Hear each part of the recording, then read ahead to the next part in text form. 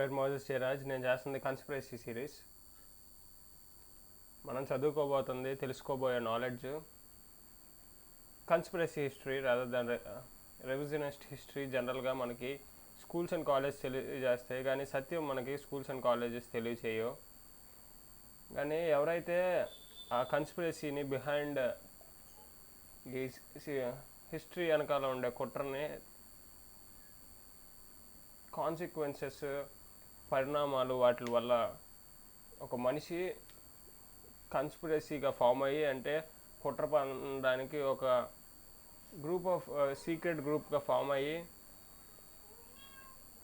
వాళ్ళు గవర్నమెంట్ అనే ఏజెన్సీని, మనల్ని ప్రొటెక్ట్ చేయవలసిన ఏజెన్సీని వాళ్ళు యూజ్ చేసుకొని కంప్లీట్ దాని పర్పస్ని మార్చేసి వాళ్ళు మిస్యూజ్ చేసుకొని మన రైట్ టు లైఫ్, సాధారణమైన individuals right to life, liberty and private ప్రాపర్టీని తీసేసుకుంటారో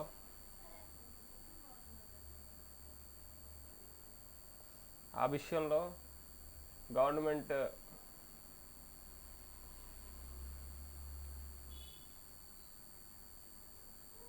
బేసిక్ నేచర్ని చేంజ్ చేసేసి ఎలా అయితే కరప్ట్ చేస్తున్నారో మనం నేర్చుకున్నాం ఈ బుక్లో. అది మనకి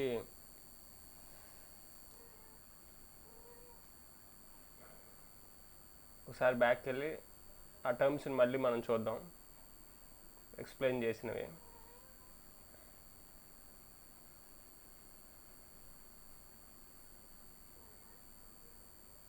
ఏ రాల్ఫ్ ఎపర్సన్ యూజ్ చేసిన టర్మినాలజీ.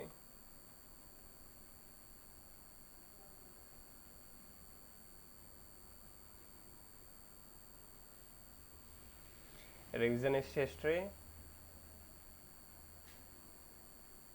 అది మెజారిటీ మన స్కూల్స్ అండ్ కాలేజ్ హిస్టారికల్గా majority of books revisionist history కిందే ఉంటాయి.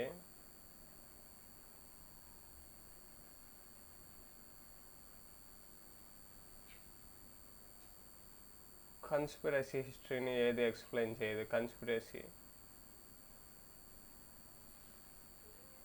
history of this conspiracy as is possible in the single volume.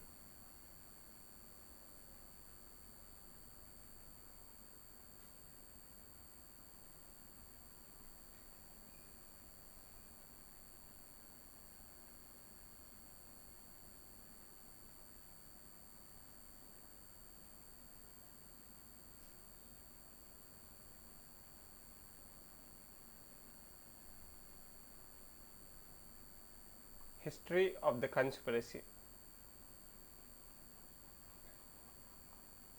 Back to chapter 2కి వెళ్ళిపోదాం. మనం ఎక్స్ప్లెయిన్ చేసుకుందాం. Liberty is the only thing you can not have unless you are willing to give it to others. స్వేచ్ఛ అనేది కేవలం నువ్వు ఇంకొకరికి ఇచ్చినప్పుడే అది నీకు కూడా ఉంటుంది. Liberty is defined as rights with responsibilities. Liberties అనేది, స్వేచ్ఛ అనేది బాధ్యతలతో కూడిన హక్కులై ఉంటాయి. It's opposite licence is defined as rights with no responsibilities.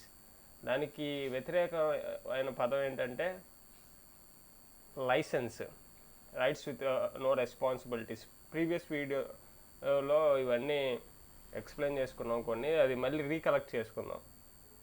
Another word for licence would be anarchy. ఇంకొక వర్డ్ లైసెన్స్కి anarchy. Or a situation with there are no rules, rights or privileges. ఎక్కడైతే రూల్స్ ఉండవో, హక్కులు ఉండవో, privileges ఉండవో, దాన్ని rights ఉండవో, privileges ఉండవో, అది anarchy, the situation of anarchy.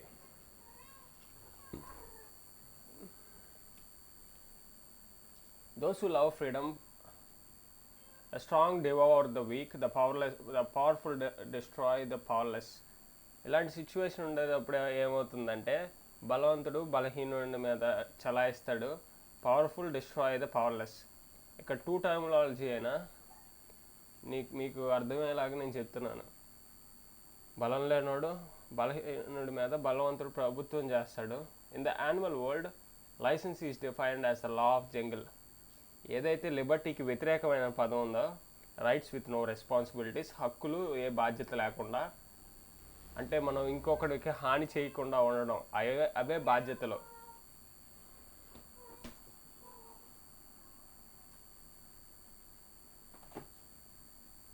In the animal world, license is defined as the law of jungle. Animal వరల్డ్లో licence అనేది ఏంటంటే లా of jungle యొక్క లా, jungle యొక్క చట్టం, అడవి యొక్క చట్టం. Those who love freedom must recognise that others have the equal rights. Those who love freedom must recognize that the other have equal rights to their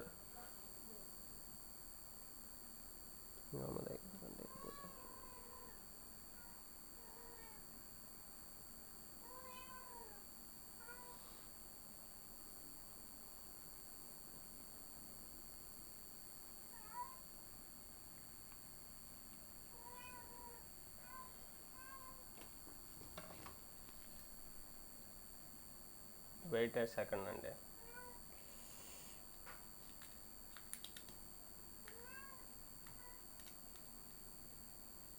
stuck అయిపోయింది ఇది.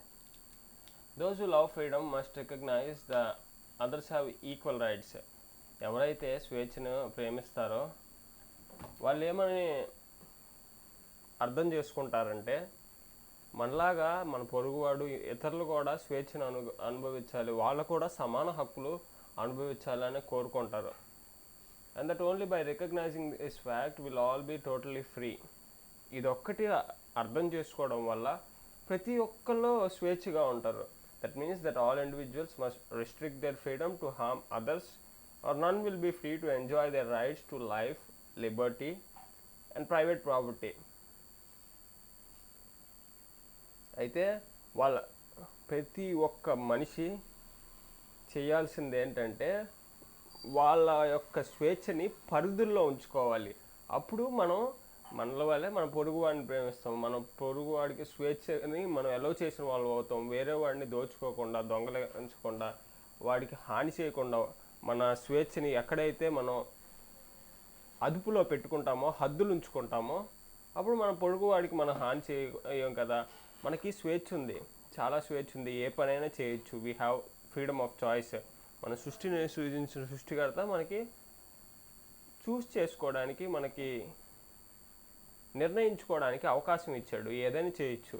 అది చట్టానికి వ్యతిరేకంగా అయినా బతకొచ్చు, మనం చట్టంతోనైనా బతకొచ్చు. కానీ దాని కాన్సిక్వెన్సెస్ అనేవి ఏదైతే గాడ్స్ లా ఉందో దాన్ని బట్టి మనకి పనిష్మెంటా లేదా బ్లెస్సింగ్సా అని మనం చేసిన పనిని బట్టి మనం రిజల్ట్ అనుభవిస్తాం. సిమిలర్గా మన స్వేచ్ఛని మనం ఎప్పుడైతే పరిధుల్లో ఉంచుకుంటామో, మనం ఇంకొకటి హాని చేయకుండా మనం స్వేచ్ఛగా ఉంటామో, మనల్ని మనం ప్రోగ్రెస్ చేసుకొని మిగతా వాడిని ఈవెన్ అభివృద్ధి చేయకపోయినా మనల్ని మనం అభివృద్ధి పరుచుకుంటామో, లేదా ఇంకొకరిని అభివృద్ధి చేసుకుంటామో,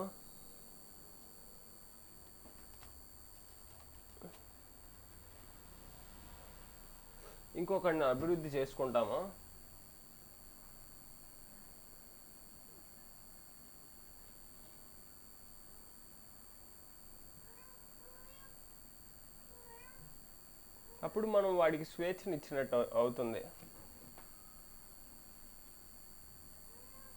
The creator of man laid down some guidelines about the rights of others. ఈ సృష్టిని సృజించిన సృష్టికర్త గైడ్లైన్స్ ఇచ్చాడు.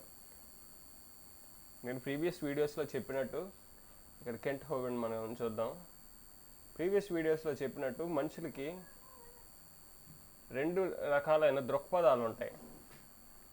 ఈ ప్రపంచాన్ని 2 రకాల దృక్పథాలతో చూస్తూ ఉంటారు.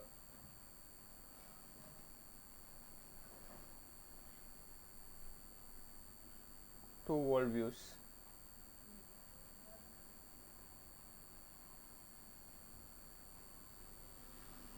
There are 4 great questions that man tries to answer in life. There are 2 ways to look at the world. ఈ ప్రపంచాన్ని మనుషులు అనేవాళ్ళు 2 రకాలుగా చూస్తారు. Some people look at the world and say, you know, it's amazing. A big bang made this world from nothing. కొంతమంది మనుషులు, కొంతమంది ఒక రకంగా ఉన్న దృక్పథం ఈ రెండు దృక్పథాలని రెండు కింద విభాగించినప్పుడు ఒక ఒక తెగవారు ఎలాగా నమ్ముతారంటే, చూడండి ఈ గొప్ప సృష్టిని ఒక గొప్ప ప్రేరుడు కోట్ల సంవత్సరాల క్రితం ఈ సృష్టించింది అనుకుంటారు. ఇంకొకరు దృక్పథం ఏంటంటే, దీన్ని మహా గొప్ప సృష్టికర్త ఆయన యొక్క జ్ఞానంతో సుమారు 6000 సంవత్సరాల క్రితం సృజించాడని వాళ్ళు నమ్ముతారు. ఇలాంటి రెండు దృక్పథాలు మనిషిని డిఫరెంట్గా భిన్నంగా ఆలోచించే అతని యొక్క పర్సెప్షన్ని దృక్పథాన్ని ఉంచుతుంది. The creator of man laid down some guidelines about the rights of others. అయితే సృష్టిని సృష్టించిన సృష్టికర్త ఆయన కేవలం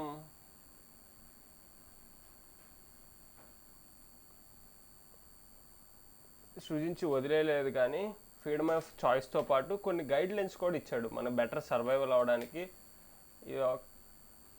ఈ ప్రపంచంలో బెటర్గా సర్వైవ్ అవ్వడానికి ఆయన మనకి జ్ఞానం కూడా కొన్ని గైడ్లైన్స్ ఇచ్చాడు. ఇలా బతకాలి, మీరు ఇలా బతకూడదు. These guidelines were written in the negative in at least 6 of the 10 commandments.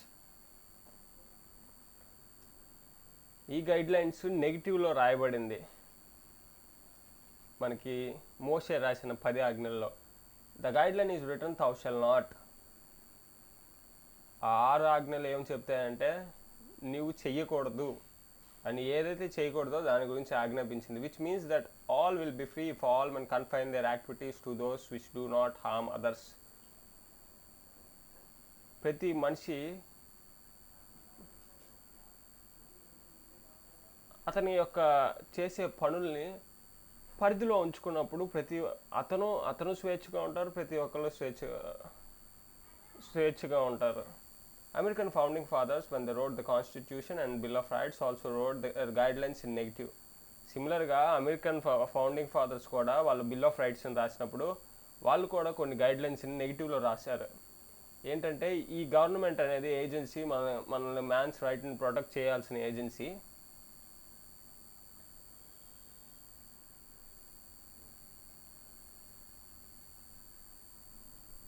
దానికి కొన్ని రిస్ట్రిక్షన్స్ ఇచ్చారు. అది దాని పరిధులు దాటి అది మనకి న్యాయం చేసి, గవర్నమెంట్ అనే ఒక ఏజెన్సీ మన కోసం పని చేయాల్సింది. అది పరిధులు దాటి మనకి హాని చేయకుండా దానికి ఒక గైడ్లైన్స్ ఇచ్చారు, అది ఎలా పని చేయాలని.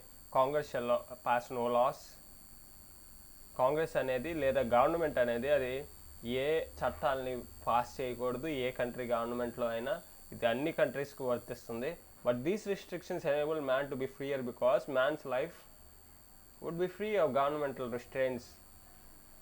మనుషుల పనులు అనేవి గవర్నమెంట్ మనుషుని యొక్క ఫ్రీడమ్ దోచుకున్నప్పుడు, మనుషుని దగ్గర నుండి అతను ప్రైవేట్ ప్రాపర్టీని, లైఫ్ని, లిబర్టీని ఎప్పుడైతే రిస్ట్రిక్ట్ చేయకుండా ఉంటుందో అప్పుడు అది ఫ్రీ.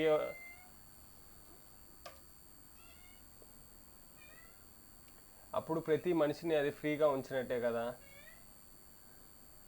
గవర్నమెంట్కి కొన్ని పరిధిలో ఉంచడం వల్ల those who wrote the Constitution were concerned about the concept of equal rights.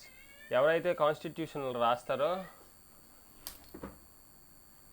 వాళ్ళు ఈ ఈక్వల్ రైట్ల గురించి ఆలోచిస్తారు. కొంతమంది కఠినులుగా ఉండి ఆలోచించకుండా వాళ్ళ సొంత అభిప్రాయాలను రాసిన వాళ్ళు ఉన్నారు. చూడండి, hypothesis, most of the hypothesis practice లేకుండా, పుట్టింగ్ ఇంటూ వర్క్ లేకుండా, కార్యంలో జరిగించకుండా వచ్చిన జ్ఞానంతో ఎవరైనా ఏదైనా రాసి వాళ్ళు ఇచ్చిన జ్ఞానం ఏంటంటే మోస్ట్ ఇన్ఎఫెక్టివ్గా ఉంటుంది. ఎందుకంటే ప్రాక్టికల్ నాలెడ్జ్ ఎప్పుడు అది డిఫరెంట్గా ఉంటుంది. లేదా ఈవిల్ పీపుల్ కానీ ఏదైనా కాన్స్టిట్యూషన్ రాస్తే అది చాలా రిస్ట్రిక్షన్స్తో కూడి అది ప్రాపర్గా ఉండదు. They were attempting to separate themselves from a monarchy as a form of government where certain individuals, the king and his court, has more right than the common citizens. వాళ్ళు ఏదైతే ఇక్కడ అటెంప్ట్ చేస్తున్నారంటే, కాన్స్టిట్యూషన్ రాసిన founding fathers అమెరికాకి వాళ్ళు equal రైట్స్ని ఎందుకు ఆలోచిస్తున్నారంటే సమాన హక్కుల్ని వాళ్ళు మోనార్కీ ఏదైతే రాజు పరిపాలిస్తాడో అతని కోర్టు మాత్రమే మిగతా ప్రజల కంటే ఎక్కువ పవర్ఫుల్ అని తలంచుకొని అది దాని చేయాల్సిన పరిధులకు మించి అతన్ని కంట్రోల్ చేసి అతని యొక్క హక్కులు తీసేసుకుంటుంది కదా. అతని freedom of life, liberty and private property, అతని హక్కు, స్వేచ్ఛగా జీవించడానికి హక్కు, ఫ్రీడమ్కి స్వేచ్ఛగా నివసించడానికి హక్కు, అంతేకాకుండా అతను జీవనాధారం కోసం సంపాదించుకున్న అతని ప్రాపర్టీని, ప్రైవేట్ ప్రాపర్టీ మీద ఈ రైట్స్ని దోచుకోవడానికి పరిధులు లేకుండా ఉండే అవకాశాలు ఉంటాయి కింగ్కి, అతని కోర్టుకి. These individuals have superior rights because of their position. ఈ ఇండివిజువల్స్కి సుపీరియర్ రైట్స్ ఉంటాయి కాన్వర్స్లీ. అందుకని ఇలాంటి కన్సిక్వెన్సెస్ గవర్నమెంట్లో రిపీట్ అవ్వకుండా వాళ్ళు గైడ్లైన్స్ని, పరిధుల్ని, రిస్ట్రిక్షన్స్ని ఉంచారు. These individuals have superior rights because of their positions. ఎవరైతే గవర్నమెంట్లో ఉన్నారో, పరిపాలకులు ఎవరైతే ఉన్నారో వారికి ఎక్కువ అమౌంట్ ఆఫ్ హక్కులు ఉంటాయి. అందుకనే ఆ హక్కులు వాళ్ళు మితిమీరి ఇంకొకళ్ళకి హాని చేయకుండా దానికి పరిధులు అనేవి ఉంచారు ఎవరైతే రాజ్యాంగాలు రాస్తారో వాళ్ళు. అయితే కొంతమంది రాజ్యాంగాలు రాసిన వాళ్ళు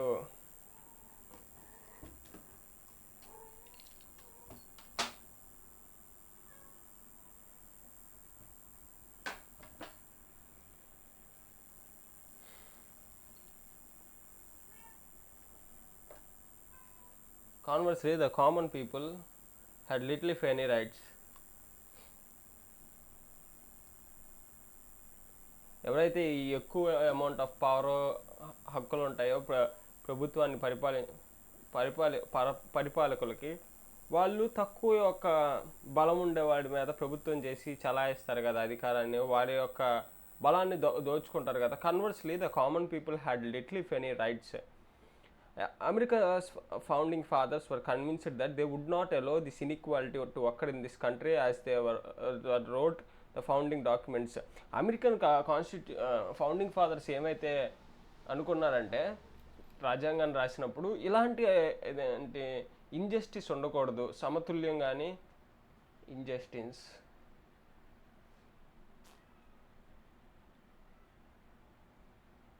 ఇన్ఈక్వాలిటీ,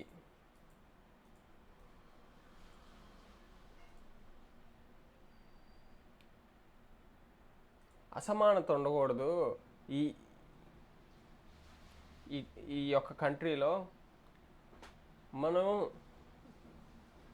మన కంట్రీ సక్సెస్ఫుల్ అవ్వాలన్నా, మనం గొప్ప వాళ్ళం అవ్వాలన్నా, ఆల్రెడీ ఏదైతే అభివృద్ధి చెందిన కంట్రీ ఉందో సిమిలర్ స్టెప్స్ మనం ఫాలో అయితే, ఏదైతే ప్యాటర్న్ అనేది మనం రిపీట్ చేస్తే సిమిలర్ కాన్సిక్వెన్స్ వస్తాయి.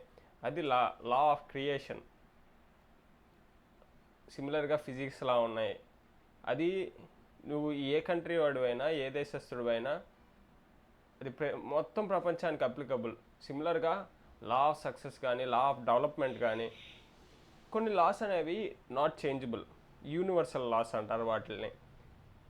ఆ లాస్లో ఇది కూడా ఒకటి. మనం అమెరికాని చూసినా కానీ ఆ ఫౌండింగ్ ఫాదర్స్ ఏదైతే చేశారో అది ఒక సర్టెన్ టైం వరకు ఫుల్ ఫ్లరిష్డ్. ఇప్పుడు హోమోసెక్షువాలిటీతో కానీ డౌన్ఫాల్ అయిపోతుంది, కానీ ఒక సర్టెన్ టైంలో మోస్ట్ ఇన్వెన్షన్స్ కానీ, డిస్కవరీస్ కానీ, ఇవన్నీ ఆ country most flourished, most successful nation, richest nation in the world. అయితే అలాంటి అభివృద్ధికి కారకులైన ఫౌండింగ్ ఫాదర్స్ ఆ ప్యాటర్న్స్ ఏంటో మనం చూసి అది మనం రిపీట్ చేసుకుంటే మన కంట్రీ కూడా సక్సెస్ఫుల్ అవుతుంది. సిమిలర్ ప్యాటర్న్స్ చూడండి. నెపోలియన్ హిల్ అనే ఒక అతను 25 సంవత్సరాలు అతను కష్టపడి the theory of law of success కనిపెట్టాడు. Philosophy of the law of success philosophy, the key to success. అది అది యూనివర్సల్ లా. అది కనిపెట్టడానికి, అతనికి డిస్కవర్ చేయడానికి 25 సంవత్సరాలు పట్టింది. అయితే అది ఎవరు అప్లికబుల్ చేసుకున్నా, దాన్ని నేర్చుకొని ఆ జ్ఞానాన్ని, అది ప్రతి ఒక్కరికి వర్తిస్తుంది. సిమిలర్గా ఈ కంట్రీస్ ఫౌండింగ్ ఫాదర్స్, మనం ఏదైనా developed country, most flourished country ప్యాటర్న్స్ని, వాటి వాటి డెవలప్మెంట్స్ రీజన్స్ని మనం నేర్చుకొని దాన్ని మనం అప్లికబుల్ చేసుకుంటే మన కంట్రీ కూడా ఫ్లరిష్ అవుతూ ఉంటుంది. మన కంట్రీ సిమిలర్ ప్యాటర్న్ రిపీట్ చేసి మోస్ట్ సక్సెస్ఫుల్ కంట్రీ కింద అవుతుంది. అందుకే మనం ప్రీవియస్గా ది మోస్ట్ సక్సెస్ఫుల్ కంట్రీని మనం స్టడీ చేస్తున్నాం, అమెరికాని. వాళ్ళు ఇలాంటి అసమానత ఉండకూడదని, ఎక్కడైతే రాజుకి అతని యొక్క న్యాయస్థానానికి ఎక్కువ బలం ఉంటుందో, మామూలు ప్రజలకి బలం ఉండదో, దానివల్ల ఆ రాజు మితిమీరిపోయి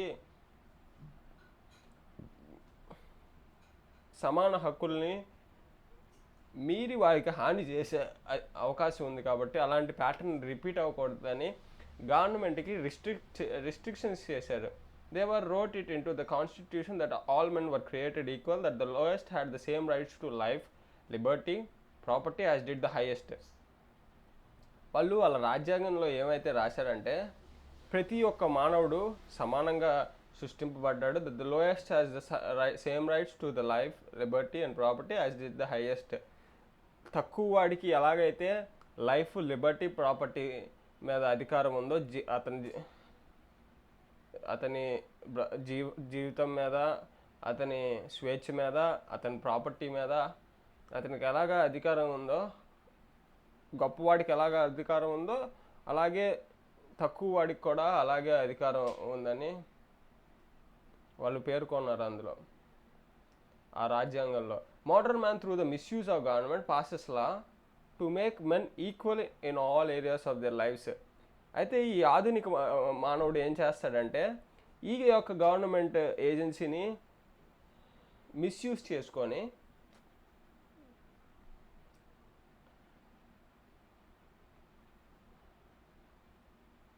passes law to make men equal in all of their areas. అతను ముందేం చేస్తాడంటే ప్రతి ఒక్కటి సమానం అని ఒక లా పాస్ చేస్తాడంటే మేము మీకు సమాన హక్కులు ఇచ్చామని ప్రభుత్వం, మానవుడే మీకు బలవంతుడు, మీకు సమాన హక్కులు ఇస్తున్నాడని ముందు పాస్ చేసి, this obvious misunderstanding of man's nature has caused much grief as long as man has been attempting to create government. ఇక్కడ ఇది ఈ ఆధునిక మనిషి అనుకున్నట్టు గవర్నమెంట్ అనేది బలం ఇవ్వాలనేది అది ఒక తప్పుడు అభిప్రాయం. మనిషి ఇది very cause and nature of గవర్నమెంట్నే మార్చేస్తుంది కదా, ఏజెన్సీ ఆఫ్ గవర్నమెంట్ని.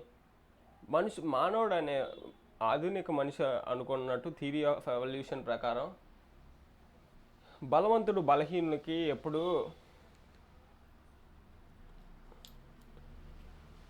హక్కులు కాదు ఇవ్వాల్సింది. ఎవరైతే ఈ సృష్టిని సృజించాడో ఆ సృష్టికర్త ప్రతి మానవుడికి హక్కుల్నిచ్చాడు. అది ఒక మనుషుడు చట్టాన్ని ఏర్పరిచి మనకి చెప్పాల్సిన అవసరం లేదు. అదే ఏర్పరిచిన చట్టాన్ని అతను దుర్వినియోగం చేసుకొని మేమే మీకు అధికారం ఇచ్చాం కదా, ఇప్పుడు ఆ అధికారాన్ని మేము తీసేసుకున్నాం అనే ప్రివిలేజెస్ కింద కన్వర్ట్ చేసి వాళ్ళు తీసేసుకోవడానికి లూప్ హోల్స్ ఉంటాయి. అందుకని government Congress shall pass no laws. Government అనేది అసలు చట్టాన్ని అది చలామణి చేయకూడదు, పాస్ చేయకూడదు. దగ్గరికి వేసాము. This obvious misunderstanding of man's nature has caused much grief as long as man has been attempting to create government. ఇక్కడ ఆపాం ప్రీవియస్ వీడియోలో ద సాలిటరీ మ్యాన్. ఆల్మోస్ట్ ఇప్పుడు రీక్యాప్ అయిపోయినట్టు. It is the contention of the author that the major...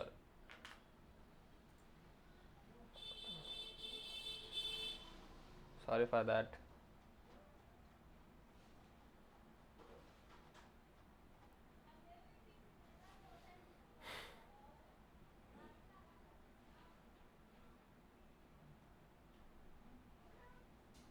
The solitary man. ఒక ఒంటరి మనిషి, solitary man.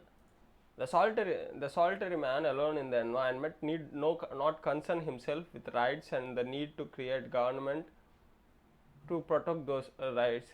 ఒక మనిషి ఒంటరిగా ఉన్నప్పుడు అతనికి ఆ ఒంటరి మనిషికి అతని జీవితం అతను బతుకుతున్నప్పుడు రెస్ట్ ఆఫ్ ద పీపుల్కి దూరంగా అతనికి గవర్నమెంట్ అనేది కానీ ఈక్వల్ రైట్స్ అనేవి కానీ అతని రైట్స్ని ఇంకొకరు ప్రొటెక్ట్ చేయాల్సింది అవసరం లేదు. No one exist to plunder his goods or take his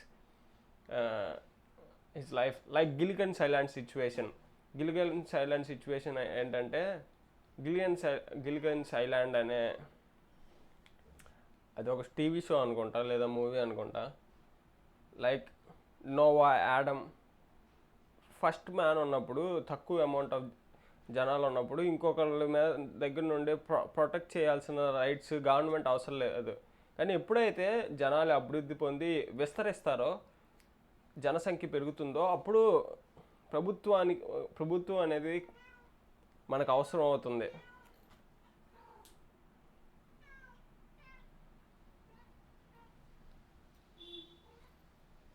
ప్రభుత్వం అనేది మనకు అవసరం అవుతుంది.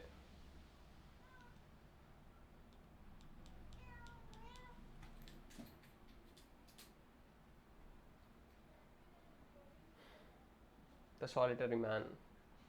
No one exists to plunder his goods.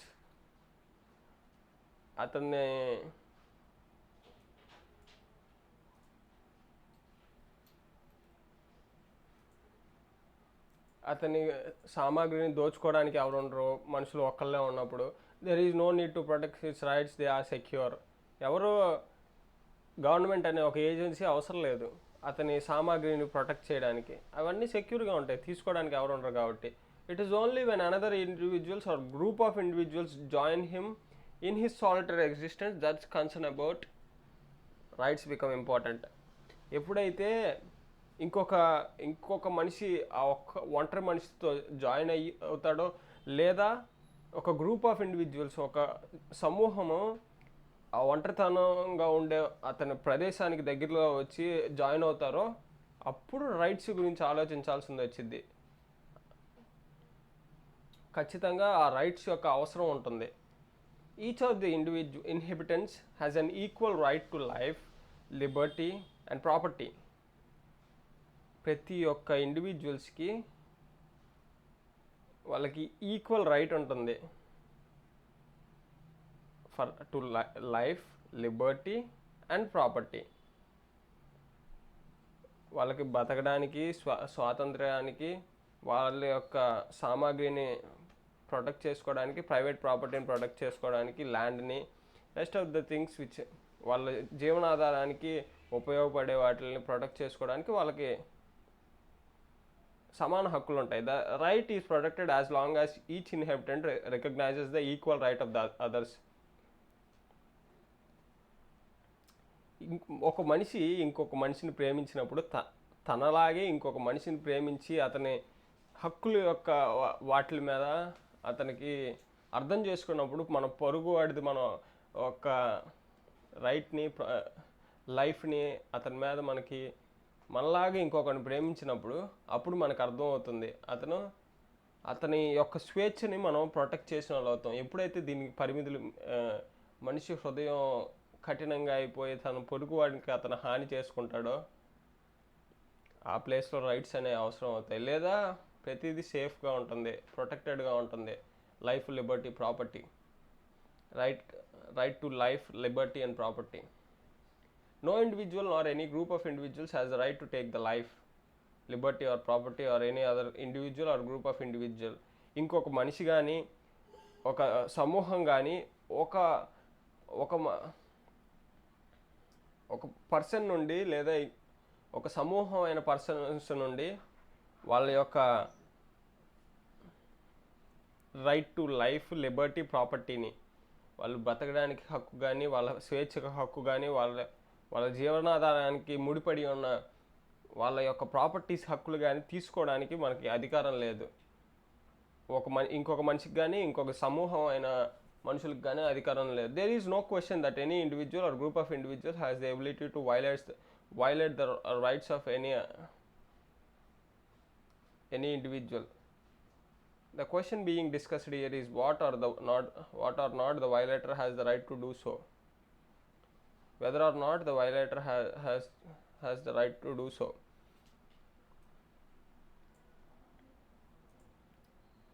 ఇక్కడ క్వశ్చన్ ఏంటంటే there is no question that any individual or group of individual has the ability to violate the rights of any individual.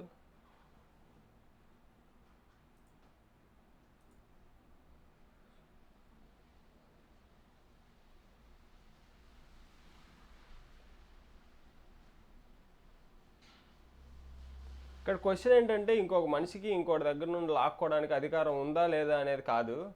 ఇక్కడ question ఏంటంటే whether or not the violator has the right to do so. ఎవడైతే ఇంకొకరిని దోచుకున్నాడో వాడికి అసలు అది అధికారం ఉందా లేదా అనేది ఇక్కడ.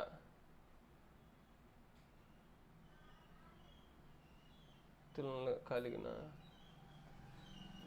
సమూహం ఎవరైనా వ్యక్తి ఒక్క నిమిషం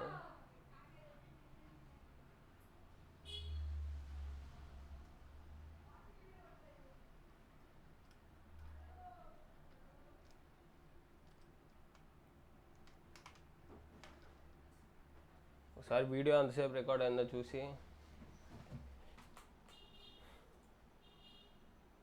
32 minutes. ఓకే కంటిన్యూ చేసుకుందాం.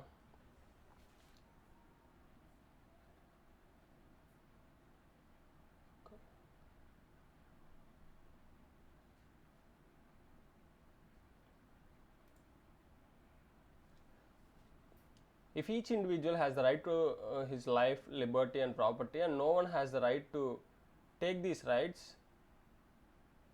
ప్రతి ఒక్క మానవుడికి అతడు whether it may be man or women, స్త్రీ కానీ పురుషుడు కానీ, మ్యాన్ అనేది ఇంటర్చేంజబుల్ వర్డ్, అసలు మనిషి అనేవాడికి కంప్లీట్ హ్యూమన్ బీయింగ్కి వాడతాం కాబట్టి అది ఆ పదం యూజ్ చేస్తున్నాం మనం.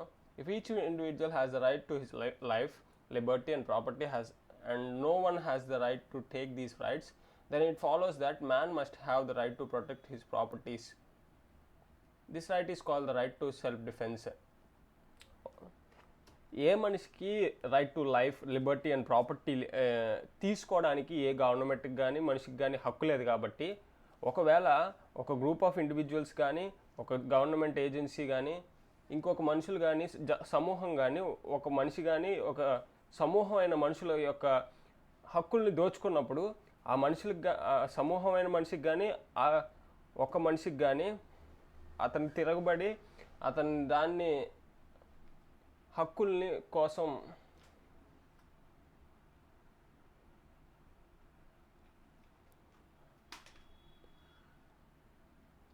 హక్కుల్ని డిఫెండ్ చేసుకోవడానికి బాధ్యత ఉంది.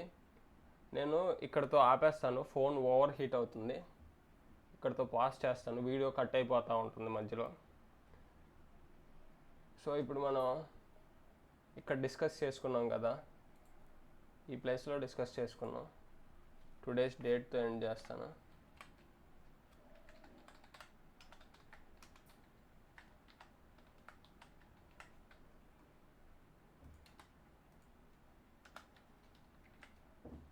దీని తర్వాత కొద్దిసేపటి తర్వాత నేను క్రియేషన్ సిరీస్ చేస్తాను, వీడియో రికార్డ్ చేస్తాను. ఓకే అండి, నెక్స్ట్ వీడియోలో కలుసుకుందాం.